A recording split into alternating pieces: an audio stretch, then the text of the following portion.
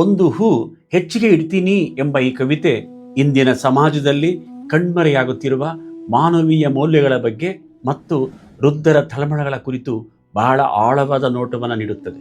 ಕವಿತೆಯ ಮೂಲ ಆತಂಕ ಇಂದು ಕುಟುಂಬದ ಸಂಬಂಧಗಳು ವ್ಯಾವಹಾರಿಕವಾಗಿವೆ ಎಂಬುದು.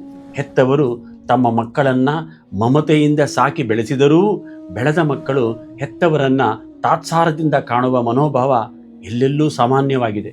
ಇದು ಆತಂಕಕಾರಿ ಬೆಳವಣಿಗೆಯಾಗಿದೆ.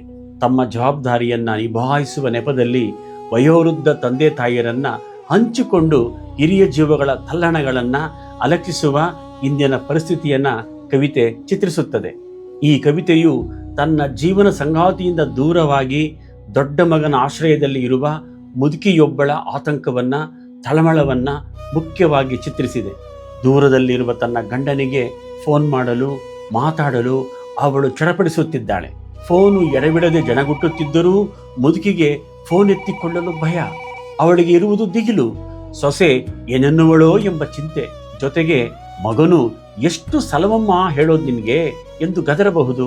ಫೋನ್ ಮನೆಯವರೆಗೂ ಬಂದರೂ ಆಕೆ ಕಿಚನ್ನಿನ ಕಡೆಗೆ ಮತ್ತು ಸ್ಟಡಿ ರೂಮಿನ ಕಡೆಗೆ ನೋಡುತ್ತಾ ನಿಲ್ಲುತ್ತಾಳೆ.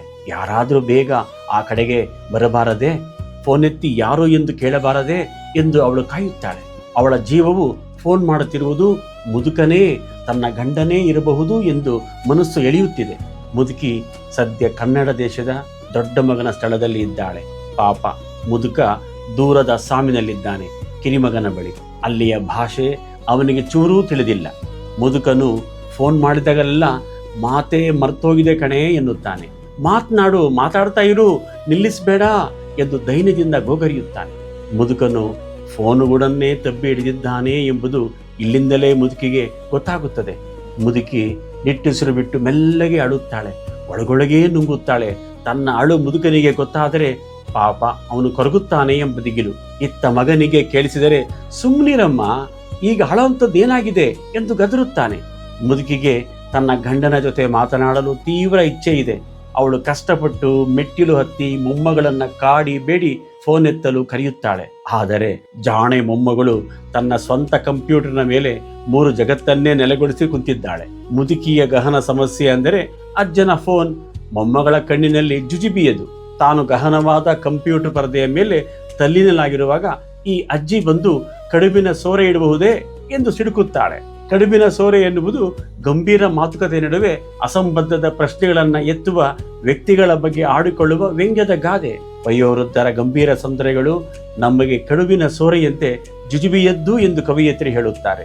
ಮೊಮ್ಮಗಳು ಮಹಡಿಯಿಂದ ಚಿಟುಗುಟ್ಟುತ್ತಾ ದಡಕ್ಕನೆ ಫೋನ್ ಎತ್ತಿ ಬಿಡುಗಡೆಗೆ ಹಾತೊರೆದು ಕ್ಷಣಾರ್ಧದಲ್ಲಿ ರಾಂಗ್ ನಂಬರ್ ಎಂದು ಹೇಳಿ ಕಣ್ಮರೆಯಾಗುತ್ತಾಳೆ.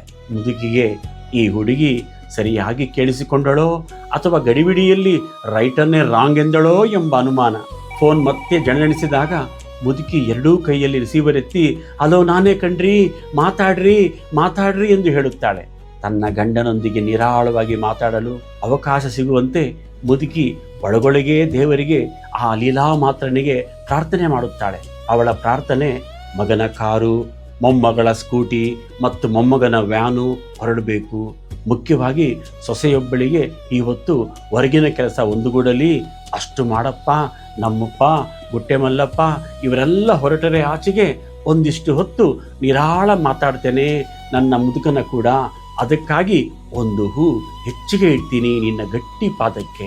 ಈ ರೀತಿಯಾಗಿ ಮುದುಕಿಯ ಈ ಪ್ರಾರ್ಥನೆಯು ಈಗಾಗಲೇ ಬಂದು ಬಿದ್ದಿರುವ ಲೆಕ್ಕವಿಲ್ಲದಷ್ಟು ಆರ್ತನಾದಗಳ ಗುಂಪಿಗೆ ಸೇರ್ಪಡೆಯಾಗುತ್ತದೆ.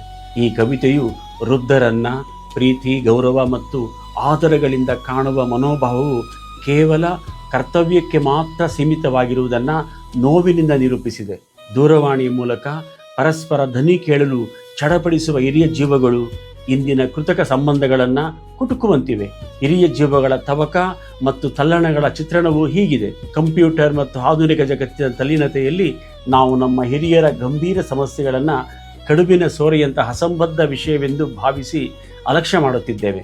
ಪ್ರೀತಿಯ ನೆರಳು ಎಲ್ಲಿದೆ ಎಂಬ ಗಂಭೀರ ಪ್ರಶ್ನೆ ನಮ್ಮೆದುರು ನಿಲ್ಲುತ್ತದೆ. ಕವಯಿತ್ರಿ ಶ್ರೀಮತಿ ಲಲಿತಾ ಸಿದ್ದಬಸವಯ್ಯ ಅವರು ವರ್ತಮಾನದ ಸರಳ ಸಾಮಾನ್ಯ ಸಂಗತಿಗಳನ್ನು ಅವುಗಳ ಒಳವಿವರಗಳೊಂದಿಗೆ ಕವಿತೆಯನ್ನಾಗಿ ಕಟ್ಟುವ ಅಪರೂಪದ ಕೌಶಲವನ್ನು ಹೊಂದಿದ್ದಾರೆ. ಇವರ ಈ ಕವಿತೆಯು ಇಂದಿನ ಸಮಾಜದ ಚಲನೆಯ ದಿಕ್ಕನ್ನು ಸಶಕ್ತವಾಗಿ ಬಿಂಬಿಸುತ್ತದೆ.